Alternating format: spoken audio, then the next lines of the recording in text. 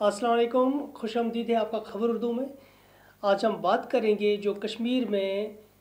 Civilians की killing जो होती जा रही है उसके बैकड्रॉप में कश्मीर का सियासी माहौल कैसे गर्मा गर्म हो रहा है और यहाँ पर सियासत किस तरह से तूल पकड़ती जा रही है। इसके अलावा हम बात करेंगे यहाँ पर जो सिक्योरिटी सिनेरियो है वो किस तरह से बिगड़ता जा रहा है और कश्मीर में जो माइनॉरिटी के जो लोग हैं किस तरह से गैर महफूज तस्वर कर रहे हैं अपने आप को।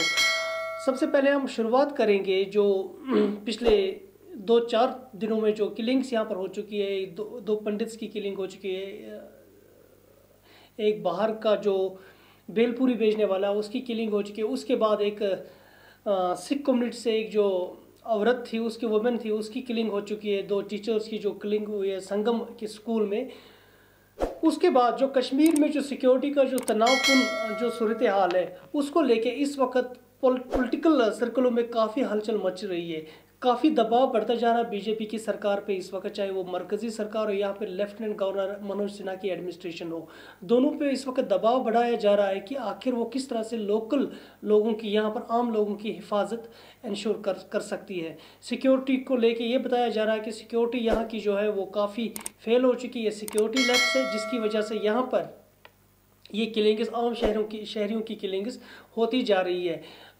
मज़ीद ये भी बताया जा रहा है कि जो अगर सरकार को पिछले 2 महीने से ये इनपुट्स मिलते जा रहे थे, हालांकि ये बात कल उमर अब्दुल्ला ने भी की है जो फॉर्मर चीफ मिनिस्टर रह चुके जम्मू कश्मीर के, उन्होंने भी ये बात कही कि अगर सरकार के पास जम्मू कश्मीर इंतज़ामिया के पास ऑलरेडी ऐसे इनपुट्स थे कि यहाँ पर माइनॉरिटीज़ पे अटैक होने वाला है तो कोई ऐसे इकदाम क्यों नहीं उठाए गए जिनकी वजह से इस तरह के अटैक्स को अवॉइड किया जा सकता था। तो ये बातें अभी बनती जा रही है। आज हम देख रहे हैं कि जो आज बांडीपोरा जो गई है जो ऑल इंडिया कांग्रेस कमेटी की जो जम्मू कश्मीर इंचार्ज है राजनी पाटिल, वो आज कश्मीर के दौरे पर थी और उन्होंने भी यहाँ पर बांडीपोरा नाइद खां में जाके जो जहाँ पर एक सिविलियन की किलिंग हुई थी, हालांकि वो मेजॉरिटी से था, उसी दिन उसकी किलिंग भी हुई जब मक्खनलाल बिंद्रू की किलिंग हुई और जो बाहर का यहाँ पर बेलपूरी भेजने वाला जो बंदा था नॉन लोकल था उसकी किलिंग हुई उसी दिन उसी घंटे में उसकी किलिंग भी हुई थी अननोन गनमैन के द्वारा। मोहम्मद शफी डार है उनका नाम। उनके घर जाने के बाद उन्होंने ये तक कहा कि मरकज़ी सरकार जो यहाँ पर बुलंद बाग दावे करती जा रही है कि यहाँ पर जो सिक्योरिटी सिचुएशन है वो महफूज है, यहाँ पर किसी तरह का कोई खतरा नहीं है, वो सब कुछ इस वक्त फेल होता जा रहा है और मरकज़ी सरकार को यहाँ पर ये जो सिचुएशन है एक्सपोज करती जा रही है। उन्होंने ये कहा कि जो यहाँ पर जो सूरत हाल है, राजनी पाटिल ने ये कहा कि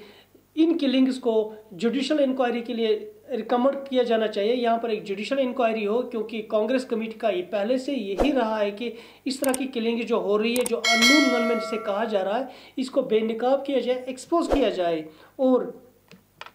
ये जो किलिंग्स हो रही है इनकी तहकीकात की जाए कि आखिर ये किलिंग्स कैसे हो रही है, कश्मीर में माइनॉरिटी हो या मेजॉरिटी हो, इन लोगों को किस तरह से सिक्योरिटी यहाँ पर प्रोवाइड की जा रही है। जो यानी कि अगर आप देखेंगे तो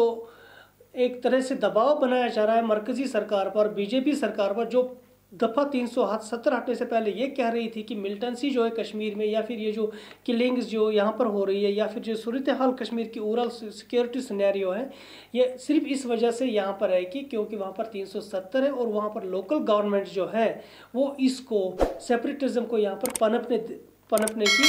इजाज़त दे रही है। तो 370 हटने के बाद जो 2019 में 370 हटाया गया यहाँ पर मरकज़ी सरकार के दौरान, उसके बाद ये बताया गया था कि जो यहाँ की जो सूरत हाल है उस पर काबू किया जाएगा, यहाँ का जो सेपरेटिज्म है कैंप है उसको हटा दिया जाएगा, यहाँ पर किसी तरह की कोई सेपरेटिज्म नहीं होगी, पीसफुल कोएग्जिस्टेंस होगी, यहाँ पर प्रॉस्पेरिटी होगी और एक अच्छी एफिशिएंट गवर्नेंस यहाँ पर लोगों को दी जाएगी। लेकिन अगर हम ग्राउंड पे देखें तो इस वक्त जो पिछले कुछ दिनों से जो हालात बने हुए काफ़ी तशवीशनाक हालात हैं, आम लोगों को इस वक्त इनसिक्योरिटी फील हो रही है। हालांकि आज प्रेस कॉन्फ्रेंस के दौरान भी सिख बॉडी जो है गुरुद्वारा प्रबंधक सिख कमेटी की जो बॉडी जो है उन्होंने आज प्रेस कॉन्फ्रेंस में ये बात क्लियर कर दी कि वो जो भी कोई सरकारी मुलाजिम है वो बिल्कुल भी ड्यूटी तब तक ज्वाइन नहीं करेंगे जब तक ना उनको ये लगे कि वो सिक्योर है, कश्मीर में उनको हर तरह से सिक्योरिटी प्रोवाइड की जा रही है, तो तब तक वो किसी भी तरह से जो सरकारी जो ड्यूटियां हैं उनको जो ड्यूटीज़ पे उनको जाना होगा तो वो नहीं जा पाएंगे। हालांकि सरकार ने ऑलरेडी एक ऑर्डर निकाला है कि जो कश्मीरी पंडित की जो दो पंडित की जो डेथ हो चुकी है उसके एवज में सारे सरकार में जो काम करने वाले पंडित लोग हैं उनको 10 दिन की छुट्टी दी गई थी, जिसको लेके भी काफ़ी क्रिटिसिज्म किया गया है लेफ्टिनेंट गवर्नर मनोज सिन्हा की एडमिनिस्ट्रेशन को। उनसे ये बताया गया है कि आप ड्यूअल पॉलिसी यहाँ पर नहीं चला सकते हैं, जिसमें उमर अब्दुल्ला ने सबसे पहले ये बात उठाई कि अगर अक़लियती फ़िरके से, सिख अक़लियती फ़िरके से एक लेडी की मौत होती है और एक पंडित की मौत होती है तो पंडित की मौत पे उनको छुट्टी दी जा रही है, लेकिन सिख की मौत, जो सिख लेडी जो वहाँ पर उसके साथ ड्यूटी थी, जो प्रिंसिपल थी उस स्कूल की, उसकी मौत पे उन्हें क्यों नहीं छुट्टी दी जा रही है? उनको क्यों नहीं 10 दिन के लिए बोला जा रहा है कि भाई आप भी घर में बैठिए अब जब तक कोई फैसला सरकार लेती है। तो इसी तरह से महबूबा मुफ्ती ने भी ये कहा कि जो आज जो सुपेंद्र कौर के घर गई, उसकी बेटी से मिली और वहाँ पर फिर उन्होंने ये भी कहा कि मतलब जो सरकार है इस वक्त फेल हो चुकी है यहाँ पर सिक्योरिटी प्रोवाइड करने में आम लोगों को। तो इस तरह से अगर आप देखेंगे तो कुल मिलाकर सरकार पे तो काफ़ी दबाव बनता जा रहा है। लेफ्टिनेंट गवर्नर मनोज सिन्हा की एडमिनिस्ट्रेशन को भी इस वक्त दबाव में लाने की कोशिश की जा रही है। आखिर वो कब तक कश्मीर के हालात को सुधारने में कामयाब होते हैं, क्योंकि अगर हम देखें तो बीजेपी का यही रहता है कि मतलब इस वक्त जो वो बातें कर रहे हैं कि लोकल लोगों को यहाँ पर सामने आना चाहिए, मेजॉरिटी को सामने आना चाहिए, उनको यहाँ पर जो माइनॉरिटी के लोग उनको प्रोटेक्ट करना चाहिए। लेकिन सवाल यहाँ पर यह है कि आखिर जो पावर में लोग बैठे हैं, जो सत्ता में लोग बैठे हुए हैं, या फिर जो जिनके हाथ में एडमिनिस्ट्रेशन है, सिक्योरिटी है, वो किस तरह से लोगों को सिक्योरिटी प्रोवाइड कर सकते हैं? आखिर जो लोग आम लोग हैं वो किस तरह से अपनी मामूल की ज़िंदगी बसर कर सकते हैं? ये सरकार उसके लिए क्या काम कर रही है? क्योंकि 370 हटने के बाद इन लोगों का कहना है कि सियासी जो पॉलिटिकल पार्टीज़ है उनका ये मानना है कि किसी तरह से कोई कमी नहीं आ चुकी है सेपरेटिज्म में। यहाँ पर जो किलिंग्स हो रही है या फिर जो वायलेंस जो कश्मीर में है वो उसी तरह से अभी भी है। कुछ कुछ जमातें ये भी कह रही हैं कि मतलब ये जो वायलेंस है इसका ग्राफ बढ़ चुका है 370 के हटने के बाद। तो कुल मिला के जो मरकज़ी सरकार हो या फिर लेफ्टिनेंट गवर्नर मनोज सिन्हा की जो एडमिनिस्ट्रेशन है इस पर काफ़ी दबाव आ चुका है और आने वाले टाइम में ये देखना पड़ेगा कि आखिर ये सरकार, जो बीजेपी की सरकार हो या फिर एडमिनिस्ट्रेशन, यहाँ की जो लोकल जो गवर्निंग एडमिनिस्ट्रेशन है यहाँ पर, ये किस तरह की फैसले लेती है और किस तरह से ये आम लोगों को यहाँ पर सिक्योरिटी प्रोवाइड कर सकती है। तो दोस्तों ये एक पहला मुद्दा है। और दूसरा मुद्दा इसी के रिलेटेड है कि जो हम सिक्योरिटी की जो बात कर रहे हैं कि पिछले कल शाम से अगर हम देखेंगे तो श्रीनगर में पुलिस की बात करें तो पुलिस ने खुद भी ये बता दिया कि नटीपोरा यानी अपटाउन एरिया में, नटीपोरा के इलाके में एक कल एनकाउंटर हुआ था। शाम को देर गए वो एक एनकाउंटर हुआ था जिसमें एक लश्कर तैयबा का मिलिटेंट मारा गया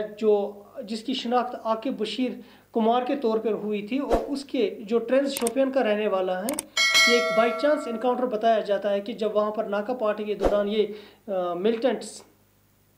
उन पर फायर करने लगे तो फायरिंग के दौरान उसकी वहाँ पर जान चली गई, उनको हलाक कर दिया गया। लेकिन इसके साथ ये पुलिस का मानना है कि कहना है कि जो इसके साथ दूसरा मिलिटेंट था वो बचने में कामयाब हो चुका है। लेकिन उसके कुछ घंटे बाद यानी कि सुबह होने से पहले ही फिर और एक पुलिस का ट्वीट आता है कि और ये कह रहे हैं कि छानपोरा के इलाके में और एक एनकाउंटर स्टार्ट हो रहा है। तो वो एनकाउंटर ख़त्म होने से पहले ही कॉल ऑफ किया गया क्योंकि फिर पुलिस ने ये बता दिया कि कुछ मिलिटेंट्स थे वहाँ से जो घूम रहे थे, उनको कॉर्डन करने की कोशिश की गई, लेकिन कॉर्डन के दौरान वो बच निकलने में कामयाब हो गए। हालांकि उन्हें कोई नंबर नहीं दिया। उन्होंने ये कहा कि कुछ मिलिटेंट्स थे जो वहाँ पर उस वक्त थे, तो कुछ कॉर्डन हुआ था वहाँ पर, उनको चेज करने की कोशिश की गई, हंट डाउन करने की कोशिश की गई, लेकिन मिलिटेंट्स वहाँ से बचने में कामयाब हो गए। और एक ब्रीफ एक्सचेंज ऑफ फायर भी बताया जाता है कि उस वक्त वहाँ पे हो गया। तो ये जो दो एनकाउंटर्स की जो बात हुई, जो मतलब जो कांटेक्ट हो चुका मिलिटेंट्स के साथ सिक्योरिटी फोर्सेस का श्रीनगर में, ये जो एरियाज़ है नॉर्मली तो ज़्यादा तौर पे पीसफुली रहते थे, तो श्रीनगर में भी अब फुटप्रिंट्स विजिबल दिखाई दे रहे हैं मिलिटेंसी के रिलेटेड। तो गनमैन जो है जो श्रीनगर सिटी में भी इस वक्त लग रहा है मौजूद है। तो ये एक बहुत बड़ा सिक्योरिटी चैलेंज है पुलिस के लिए और सिक्योरिटी एजेंसीज़ के लिए भी। तो अगर इस तरह के हालात श्रीनगर में ख़राब होते जा रहे तो और भी बीजेपी या फिर जेएंडके एडमिनिस्ट्रेशन के लिए चैलेंज बन सकता है। नाजरीन, ये थी आज की सबसे बड़ी डेवलपमेंट्स जो हमने अभी आज तक आपको बता दी। हम इस तरह की जो भी बड़ी बड़ी खबरें दिन की होती है हम उनके साथ आपको आगाह करते रहेंगे। आप प्लीज़ हमें सब्सक्राइब कीजिए यूट्यूब चैनल पे, ताकि आपके पास हमारे और जो भी हमारे वीडियोस होते हैं कश्मीर के रिलेटेड जो भी खबरें होती हैं वो आप तक पहुंच जाए। शुक्रिया खबर उर्दू देखने के लिए।